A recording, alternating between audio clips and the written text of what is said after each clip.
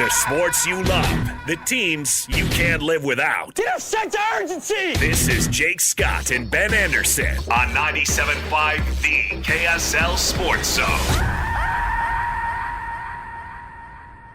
Jake and Ben, 97.5 The KSL Sports Zone. You can win big every Wednesday on the KSL Sports Zone with Win Ticket Wednesday. This Wednesday, win tickets to the Sandman, Adam Sandler, the You're My Best Friend Tour, October 26th at the Delta Center.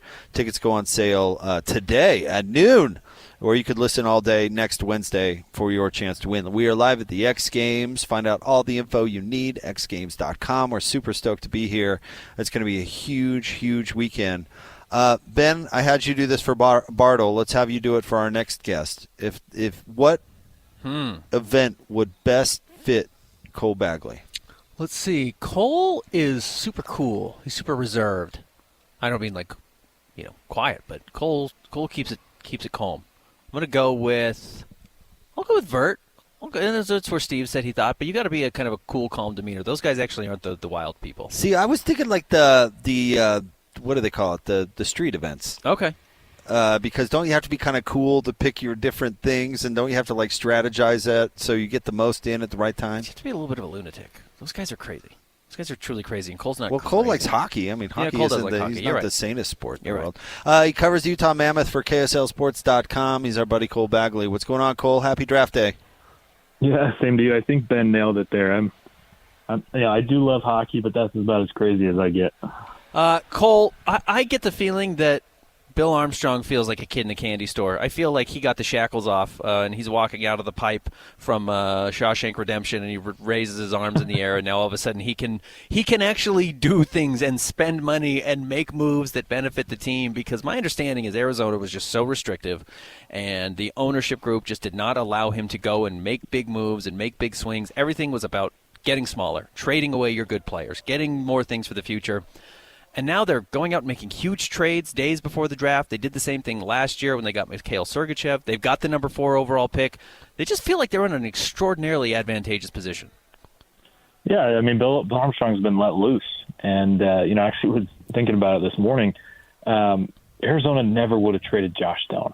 Never. But, now that this organization's in Utah and they're looking to compete, tough decisions have to be made. And if you want to get a great player, well, you're going to have to give up, a sizable package, to go and get that guy. And that's what they did in acquiring JJ Peterka, was, giving up Josh Stone and Michael Kessler. Now, I do think that, Utah, off of, first glance, initial reaction, that Utah did win that trade, but they did have to give up, a legacy guy in Josh Stone. And like I said, Arizona would have never done that. But now, now that the shackles are off, like you said, Bill is just feasting. He is making deals left and right. He is improving this team, it seems like, every week, whether that's, bringing up, his former draft picks, Daniil Boot and Dmitry Simashev, whether that's, being blessed by the hockey gods with the 4th overall selection, or making trades like he did to acquire Peterka. Utah has arguably the most momentum of any team in the National Hockey League. Maybe aside from the Florida Panthers, who just can't stop winning. But in terms of younger teams who are trying to establish themselves as contenders down the road, Utah is definitely up there. You mentioned that the Mammoth won the Peterka trade. Dive into that a little bit more. Why is that? Why are they coming out on the best side, and what is he going to bring on the ice? Yeah, I mean, if you just Google JJ Peterka and you look at all the headlines, whether it's ESPN, The Athletic, Sportsnet, NHL Network, everybody is saying that Utah won this trade, and I think they're right. Obviously it takes years to really break it down and see who won the trade. But off just the initial, knee-jerk reaction, it looks like Utah won this because you gave up, Josh Stone, who, he's a good player. He's got a lot of heart. He's got a very complete 200-foot game. But it was almost like, when you look at the roster, where does Josh Stone fit in here? That this was a guy that was, not seeing as many minutes. He was stuck on that third line. And not that was a bad fit for him, but what did the future look like? How was Josh Stone going to contribute to this team? And then you look at a guy like Michael Kesselring, good defenseman, but not an asset that you couldn't afford to lose, especially with bringing up Dmitry Simashev, and you've got Maverick Lamoureux down in Tucson. This team is totally fine and set in terms of their, defensive depth. Obviously, as long as everybody stays healthy and they don't repeat what happened last season. But in terms of what JJ Peterka brings, this is a guy that is 23 years old. He had 68 points a season ago, career highs in both goals and assists, and has continued to just improve every year. From when he made his NHL debut. Over the last 2 seasons, he's seen a 36-point increase, 18 points each season, and it just kind of looks like sky's the limit for this guy. And so you're adding another player to your forwards who's going to fulfill exactly what you need. Bill Armstrong said, once the offseason starts for the Mammoth, they need size and they need scoring. Well, they got their size in Daniil But and Dmitry Simashev, and now they've got their scoring in JJ Peterka. And so, this team, where they're at even now, I think is a playoff team, and they're still not done. I still think there's moves to be made. I still think there's acquisitions to be had, but they're definitely bridging that gap for an organization that was only 8 points out from a playoff spot. Now that you've added Peterka and these young prospects, you have the 4th overall pick. You can keep it, you can trade it, and there's still free agency ahead of you next week. I think this team is not. I don't know if I necessarily see them dominating the division, but I definitely think that I think your floor is a wild card spot for sure. Cole, before we get to the draft, quickly on Peterka, if he's moving into one of those top 2 lines, whose job is he taking? Who's he pushing out? Well, I think Bill was smart to do this because Utah they've got quite a few players that are going out the door, right? You're losing a couple guys to free agency that they don't plan on bringing back, and that's Carconi, that's Nick Bjugstad, that's Robert Bortuzzo. I know that they're looking to trade Matthias Michelli. And so, the second line was an interesting one for Utah last season. It was almost a revolving door. They tried everything and everybody to figure out that line. So I don't know that he's necessarily taking anybody's job. Like I said, that line was constantly moving around. It was always, inserting guys and switching them out. So I don't know that he's necessarily stealing anybody's job. But it'll be interesting to see, does he fit on the top line? Does he fit on the second line? Now what I would expect is to start the season, he's probably on that second line. And I wouldn't be surprised if it's Nick Schmaltz, Barrett Hayton, and JJ Peterka on that second line, while you have Clayton Keller, Logan Cooley, and Dylan Gunther on the top. Now, of course, like I said, lines are ever changing, but that's what I would expect going into the season. So let's get into the draft a little bit. What do you think? I know we're going to hear the best player available, cliche all night, but what are actually the needs for the Mammoth do you think that they need to address? Well, I think that stereotypical answer of taking the best player available, that really kind of rings true in the NHL just like it does in Major League Baseball, right? These are guys that are going to go and develop for a few more years before they're ready to jump up to the big club. And so, you take that best player available because you don't know necessarily what you're going to need 2 or 3 years down the road. But with that being said, size and centermen are really tough to come by in the NHL, especially, top 6 centermen. And so I anticipate that that's what Utah's looking at. That's what a lot of people are kind of speculating and reporting on here in the last few hours before we do see who they pick. And so I would keep an eye on guys like Caleb Desnoyers, Jake O'Brien, maybe Brady Martin. I think 4 is a little high for both those players. But as well, if you're simply just looking for size, a guy like Porter Martone comes to my mind. He's had comparisons to the Tkachuk brothers. He's 6'3". He's got a lot of individual brilliance. And the same thing with Caleb Desnoyers. Now, Martone is a winger. Desnoyers is a center. But I think those are really the 2 that I think will be available when Utah is on the clock.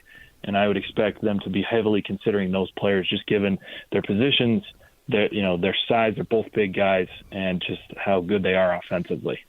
How confident are you that they make the 4th pick?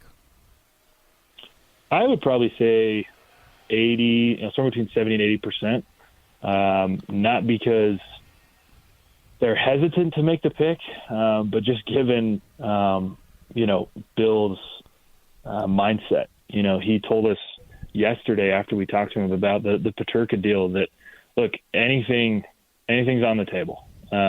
We are, Utah is constantly looking to improve their roster and doing whatever it takes. Now, obviously, they're not going to move guys like Cooley or Gunther or, Sergachev or Keller or something like that. But I do believe that if an organization jumped on the phone and became really desperate and said, look, we've got this player, he fits your timeline, he can help you now, he can play now, he doesn't necessarily fit our team, similar to what we just saw with Peterka, where he wanted out of Buffalo and he didn't fit that organization anymore, so they gave him up.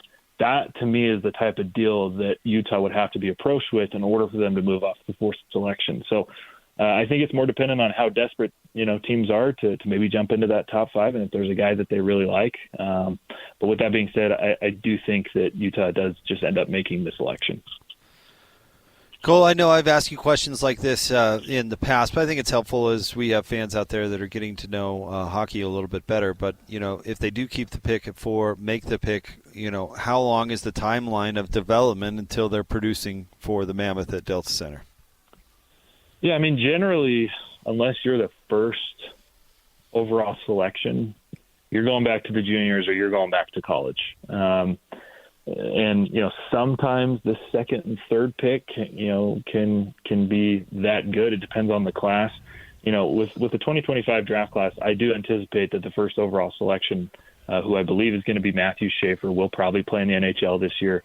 And then given the fact that San Jose and Chicago are both, very bad teams who have a lot of youth, I wouldn't be shocked to see whoever they pick, whether that's Michael Misa, Anton Frondell, James Higgins. I think those guys are going to have a chance to play. But for Utah, it's a good draft class. It's not a great draft class. And I think when you get to 4, and just given the fact that Utah has so many young players on their roster already, and they already have a deep prospect pool, I don't suspect that this is a player that you're going to see for probably a year, 2, maybe even 3. It just depends on how they develop, because these guys are 17 years old. A lot of them weigh 170 to 180 pounds. They're not ready to go up against the Brady Kachucks of the world, the Sam Bennetts who, are well over 200 pounds and, standing, between 6 and, 6'3",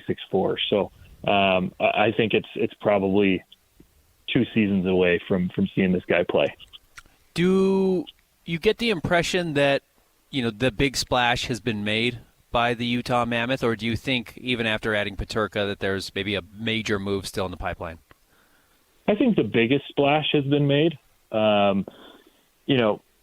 Given how much cap space they have remaining, I believe it's about $15 million, which is a good amount, but you have to remember they have to extend Logan Cooley. And yeah, his contract that new extension doesn't kick in until next season, but you have to consider that. Now, obviously, the cap is going up, which bodes well. But I think with the extension that they signed to Peterka to, the fact that they have to extend Logan Cooley, they want to extend Jack McBain, I don't think that you're going to see Utah in any of the major sweepstakes for guys like Mitch Marner or Sam Bennett or even, Nicola Ehlers or Brock Besser. I think those conversations have maybe gone away. But I wouldn't be surprised if we see another, decent splash in terms of moving the 4th overall pick, or, maybe finding another trade, or, maybe there's been a lot of reports that Utah is interested in adding a guy like Brad Marchand as a veteran to this squad. And I know that there's a lot of people that go, well, that doesn't make a whole lot of sense. But I think, in my mind, a guy like Brad Marchand would be a perfect veteran contract to take on, because if you listen to Bill Armstrong, this team is not going to be competing for Stanley Cups for probably 4 or 5 years. Cooley and Gunther and Peterka, they're all in their early 20s. And as Armstrong said, you're not competing until you're 27, 28, 29. And so there's experience to be had. This is a team that hasn't even made the playoffs for a long time. So if you could bring in a guy like Brad Marchand, yeah, he's 37, but if you could sign him to a 2 or 3 year deal, and you allow a guy to come in who, yeah, he's a smaller player, but he plays so big and he's so obnoxious and he knows what it takes to win, and he can teach your younger players like Cooley and Gunther and Peterka and these prospects how to replicate his style of hockey. I mean, that would set you up once his contract's up to really start to step into that competitive window and compete for Stanley Cups. Cole, we know you're going to be covering the draft tonight, top to bottom, jumping on air with our draft show here on the station, of course, covering it at KSLSports.com, and we appreciate you jumping on with us in preparation. So thank you very much, Cole. Of course, it's an exciting day. It's my first ever NHL draft, so I'm happy to jump on and feel really lucky to talk about hockey all day long. Yeah, enjoy it, man. Draft coverage is super fun, so we'll be glued to it. Appreciate you. Thanks, guys.